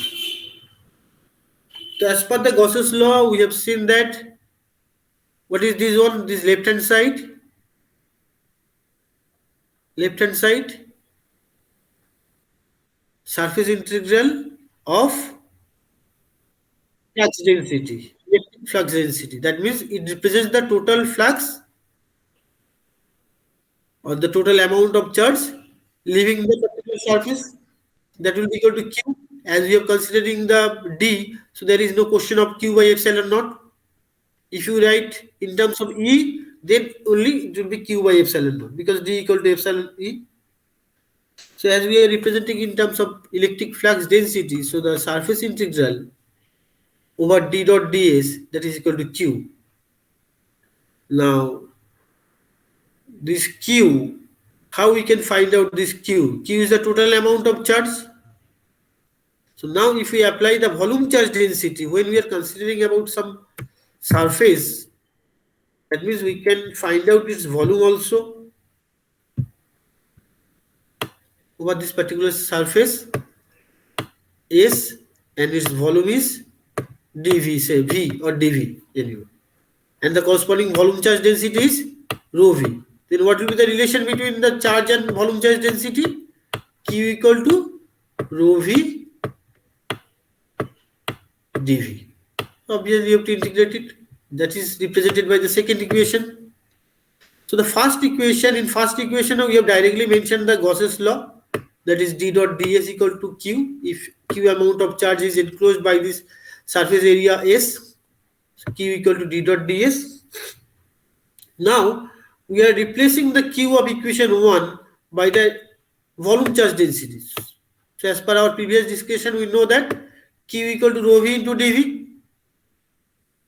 So now you just compare or replace this Q of equation 1 by this equation 2, then it becomes integration of D dot ds, integration of D dot ds equal to integration of rho V dV. Now this one, particularly this red highlighted part or equation number A, that is known as the integral form of Maxwell's first equation.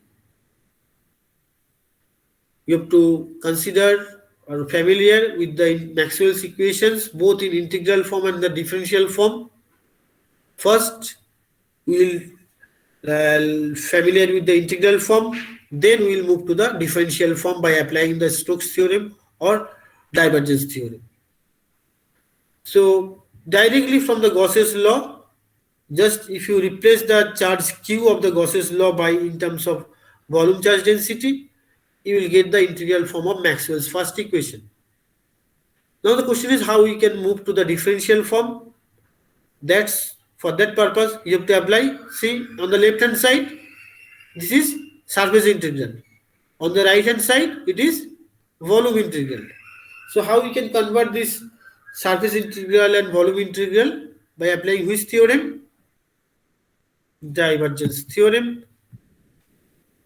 So you see that as per the divergence theorem, A dot ds equal to divergence of A dv. That is the basic of divergence theorem. So you just apply this divergence theorem into equation number 1. Into equation number 1, if you apply the divergence theorem, this left hand side it becomes divergence of d dv. Right hand side to amar darkar nei, because we just convert this surface integral into volume integral on the left hand side. Right hand side volume integral ache. So now in this particular equation, on the both side, on the left hand side and the right hand side, both are volume integral. So now we can neglect the integral sign and this dv also. So we can, by neglecting this volume integral on the both side, so finally it becomes divergence of d into rho dv. This is the differential form of the Maxwell's first equations that we derived from the Gauss's law. So if I ask to discuss on Maxwell's first equations that is associated with the electric flux density, then you have to start from the Gauss's law. Okay.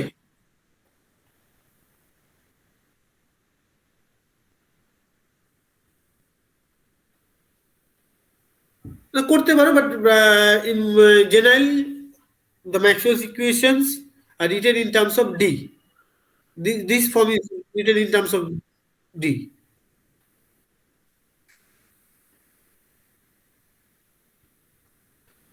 So that's about the Maxwell's equation. It is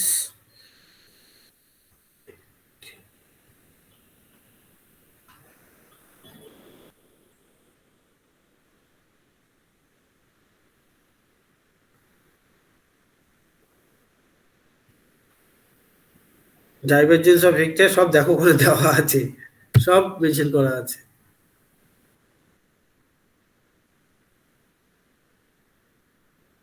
দেখিয়ে দিচ্ছি, আমি পরে দেখিয়ে দিচ্ছি। তোমার আমার পরে আবার কার ক্লাস?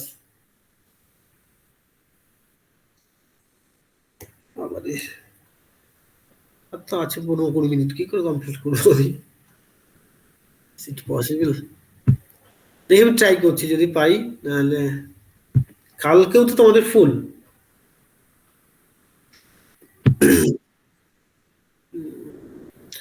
এখনো L7, L8, L9, L10 এতগুলো কি করে ডিসকাস করবো বলো? কিন্তু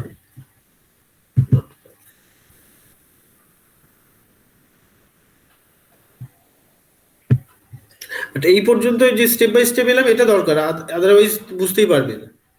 ডাইরেক্টলি ম্যাক্সওয়েলস ইকুয়েশনসে ঢুকে গেলে। Okay, next come to this. We are moving to the Maxwell's second equations.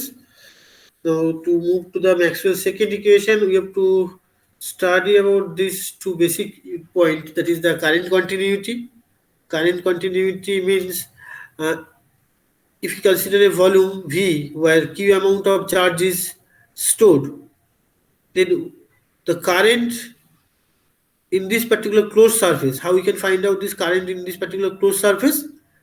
I equal, that is known to you, I equal to minus dq dt. Negative sign is due to the decrease of the charge.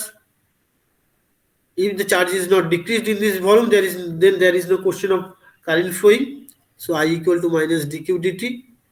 Now current in this closed surface, we can know how we can find out this current in closed surface. I equal to j dot ds, integration of j dot ds, or j is the current density. Now as per the Gauss's divergence theorem, you know, so now in this equation j dot ds, so j dot ds, if you apply the divergence theorem, you can write down in this particular form divergence of j dv. Now q equal to, as we know, q equal to volume integral of rho v dv. Now if you compare this, apply this 3 and 4 in equation number 2, then you can write down in this particular form. So I, on this right hand side, j dot ds is replaced by divergence of j dv. Now I means minus dq dt minus d dt of q এর জায়গায় in terms of volume charge density rho v dv. So divergence of J dV equal to integration of minus del rho v del t dV. So you just simplify it, you can easily find out the relation, this particular relation, that is divergence of J equal to minus d rho v dt. This particular equation is known as the current continuity equations.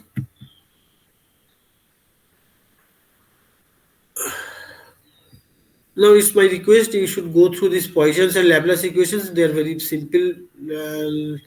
You can, once you have idea about the current continuity equations, then it will be easy for you to find out the Poisson's equations and the Laplace equations. The only difference is that in case of Laplace equations, that enclosed surface does not have any volume, so rho v will be 0.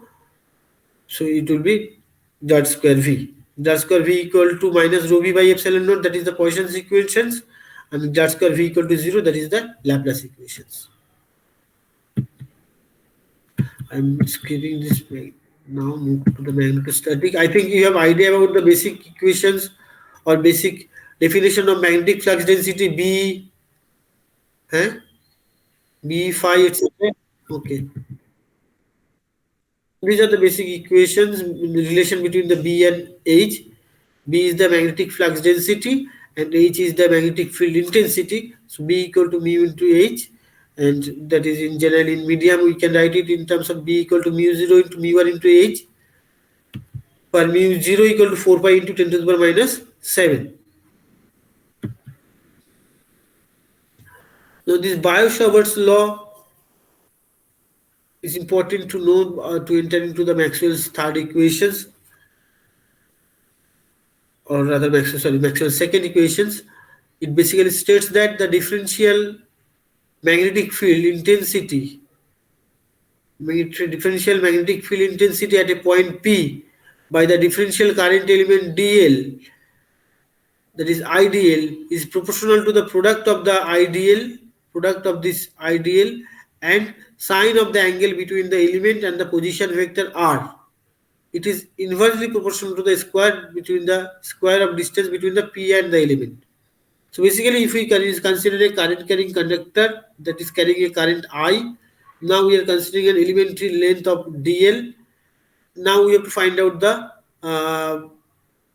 magnetic field basically at an arbitrary point P. Now this distance between this differential element or differential length dl and P is r, and the angle between them is alpha. So what will be dh? The differential magnetic field intensity will be equal to IDL. It is directly proportional to the IDL and directly proportional to the sine of the angle between these two, and it is inversely proportional to the r square.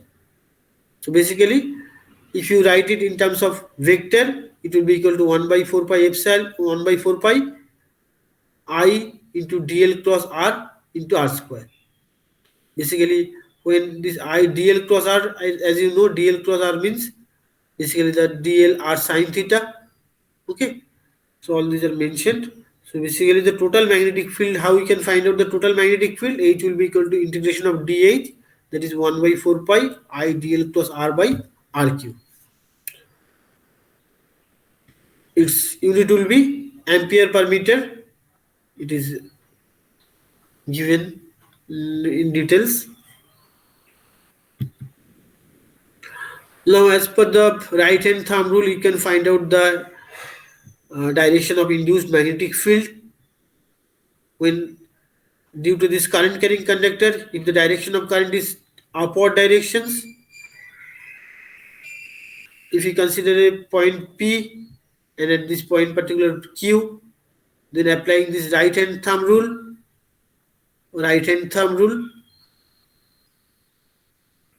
the thumb will indicate the direction of current through the conductor. Then these fingers of the right hand, or the movement of the fingers of the right hand, will indicate the direction of induced magnetic field.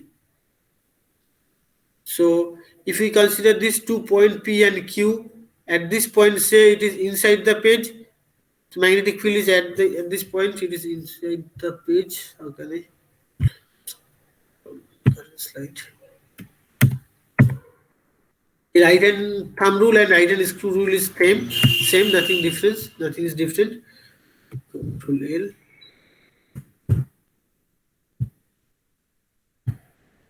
At this point, say it is into the page. If you draw a tangent, and at this point it is out of the page.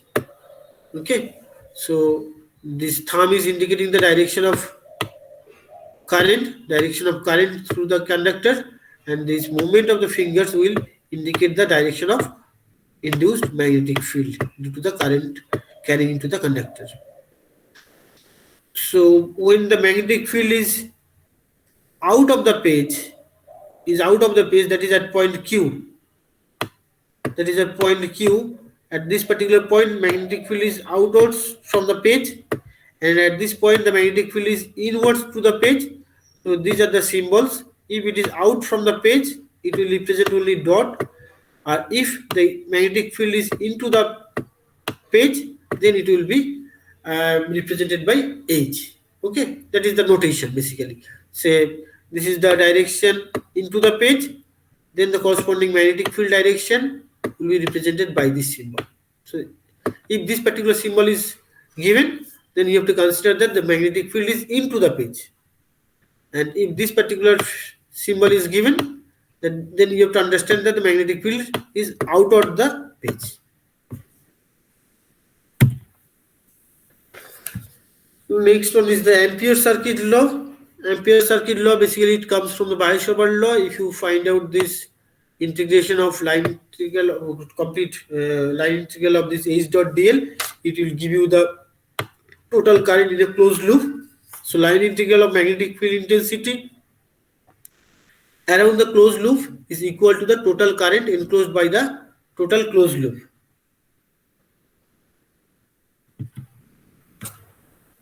So this is the case. If you consider a closed contour, then H dot dl will represent the current. So in that case, you see there are four conductors.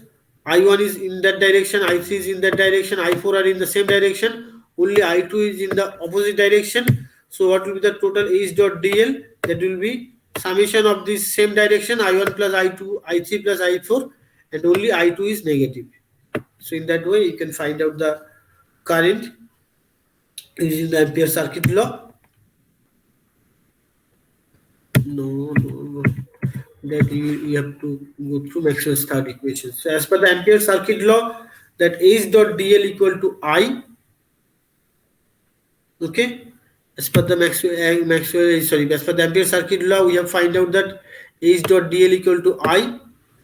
Now this total current I equal to IC plus ID, that is the conduction current, and the differential current, or it is also known as the displacement current.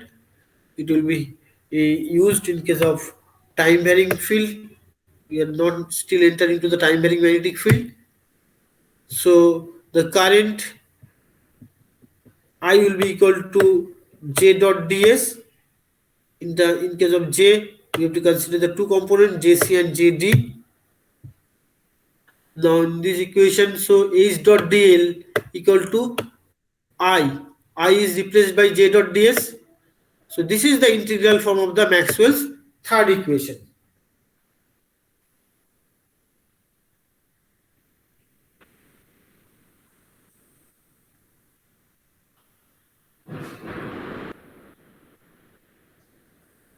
I have missed the Maxwell's second equations. Anyway, I will move backward. This is the H dot dl equal to J dot ds. So once again, you have to apply the which theorem? Stokes theorem. Once you apply the Stokes theorem, you will be able to find out the Maxwell's equations in differential form. Curl H ds, that is equal to J dot ds. So that is curl H equal to J.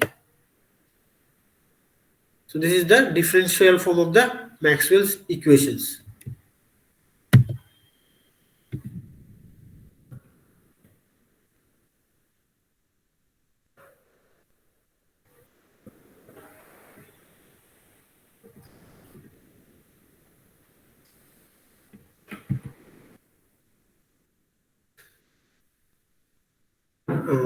এর সেভেনটাই বাদ গেছে, lecture সেভেনটা আমি open করি। Next is the Maxwell's fourth equation. Like the electric flux, now we can consider the magnetic flux also. Once you consider the magnetic flux, then this is the Gauss's law for the magnetic field. So starting from the Gauss's law of magnetic field, you can able to find out the Maxwell's fourth equation, that is B dot ds. B dot ds. So as per the Gauss's law, B dot ds equal to 0.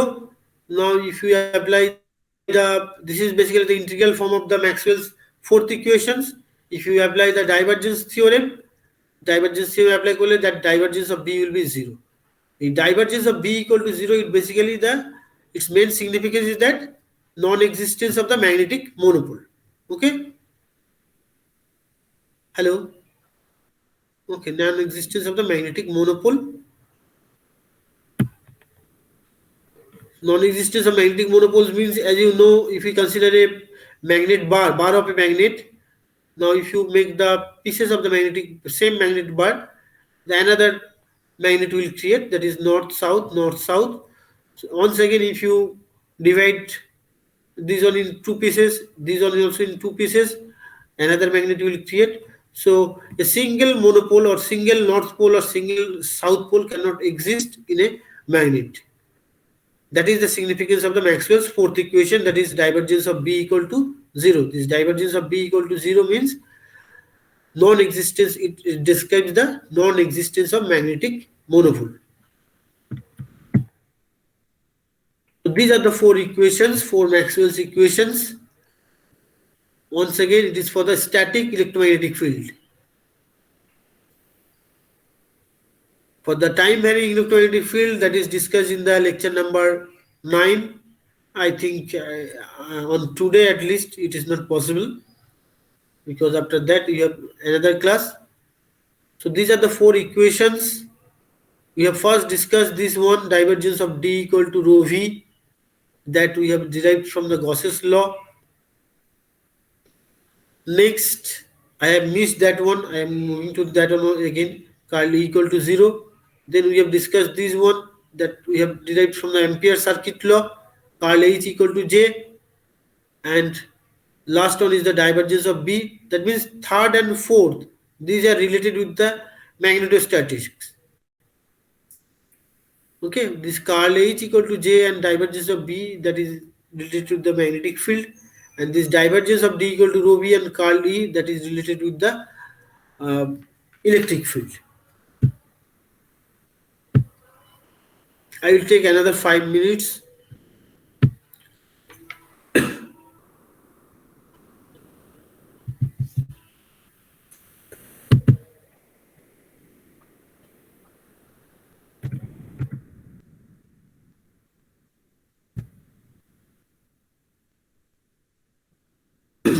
Number 10.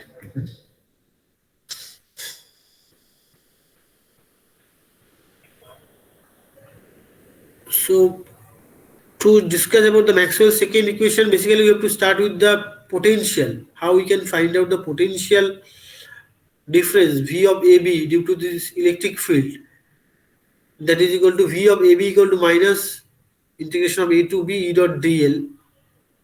So if we consider a closed path in that way, when we are considering this closed path and the electric field lines through this closed surface, at this particular point it is RA, it is RB. So the potential difference for this closed path, what will be the total potential difference? We know that potential difference del of V equal to integration of E dot dl minus of integration of E dot dl, that is from the basic idea of potential, electric potential. So first you have to calculate from point A to B,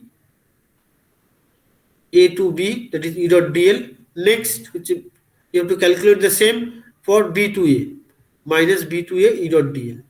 So one is the potential difference from A to B, that is V of AB. Another is potential difference of from B to A, that is V of BA.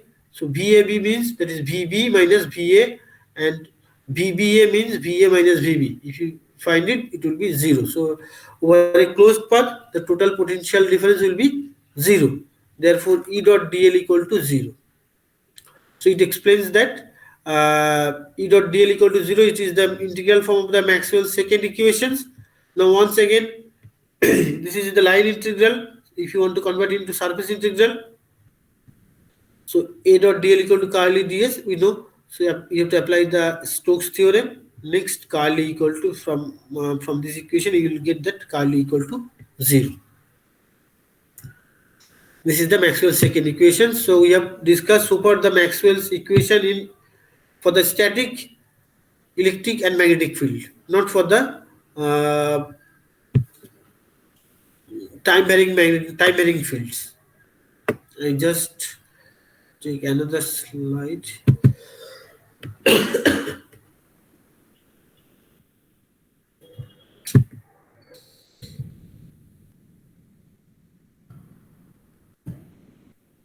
This particular slide is important where I have mentioned all the remarks about the Maxwell's equations. First equation, divergence of D equal to rho V. These are the integral form. So it basically describes the existence of electric flux only if the charge is enclosed by that closed surface. Then second equations, that is curl E equal to zero. This is for the static magnetic field, but for the time varying magnetic field, it will be curl E equal to minus del V del T. And the third one, that is for the Ampere circuit law, that is curl H equal to zero. It is for the static magnetic field. If you consider the time varying magnetic field, that will be modified. That will be equal to curl H equal to J plus del D del T. And finally, that's Gauss's law for divergence of B equal to zero. It basically explains the existence of the non-existence of magnetic monopole.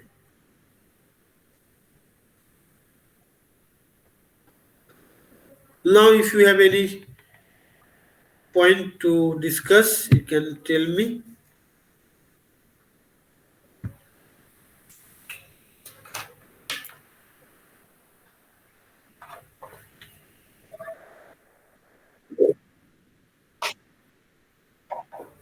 না হোয়াটসঅ্যাপে জানাবে না, mail করবে, আমার mail ID দেখে।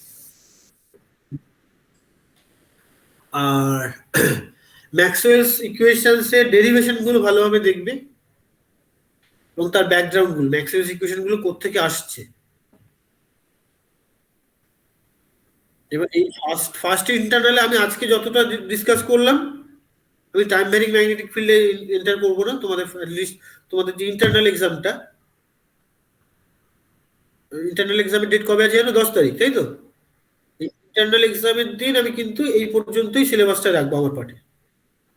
আমি যেহেতু আর বাকি পার্টটা আমি ডিসকাস করতে পারলাম না, basically the Maxwell's equation for the time varying field and the wave equation, সেগুলো ডিসকাস করা সম্ভব হলো না। It's not possible. জাস্ট 10টা-12টা ক্লাস একদিনে সম্ভব না। তো তোমরা বেশি ইয়ে করবে, ফোকাস করবে ম্যাক্সওয়েলস ইকুয়েশনস এর ডেরিভেশনস গুলো, Stokes theorem, divergence theorem, then how we can find out the electric field due to point charge, due to line charge, due to volume charge, all these things. Okay, and PPT তো সবই আছে, আর তোমাকে আলাদা করে পাঠাতে হবে না নিশ্চয়ই।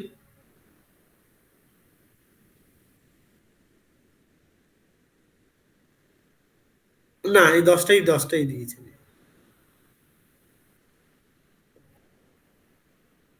হ্যাঁ হ্যাঁ, থিওরি তো 10টার বাইরে কিছুই থাকবে, যা থাকবে এর মধ্যেই থাকবে।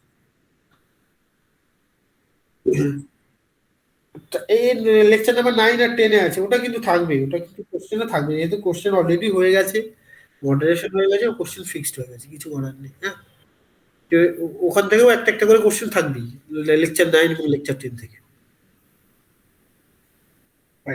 কিন্তু তোমাদের ইন্টারনাল যেটা হবে 10 তারিখ, সেটা আমি বলছি এই পর্যন্ত আমি রেস্ট্রিক্টেড থাকবো। হ্যাঁ,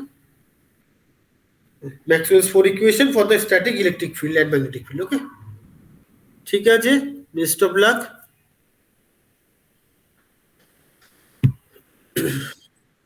ওকে।